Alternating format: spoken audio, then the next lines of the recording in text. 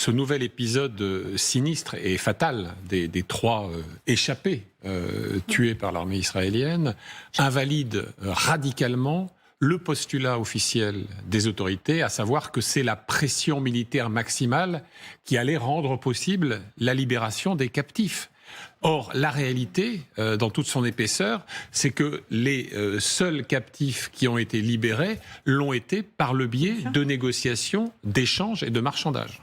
Ulrich ? Et j'ajouterais que finalement, ces trois disparitions tragiques s'ajoutent aussi à la mort de Yuval Kestelman, qui avait abattu les deux terroristes à Jérusalem et qui avait été abattu lui aussi par un tir ami d'un soldat en permission, je crois, de Tsahal. Donc, en fait, ça renchérit un petit peu ce discours, ces discussions en interne en Israël, effectivement, un peu ce que vous disiez, des objectifs militaires de l'armée, de la façon dont elle se comporte, et finalement de cette capacité ou non en exerçant une pression militaire maximale, d'obtenir finalement des résultats sans finalement avoir des drames tragiques qui font que beaucoup de gens disparaissent. Ouais. Oui, il faut rappeler que David Barnea, donc le chef du Mossad, hier a rencontré Jake Sullivan, le conseiller à la sécurité américain, et qu'il est question, je crois, que David Barnea se rende quelque part en Europe pour rencontrer le Premier ministre qatari. C'est-à-dire que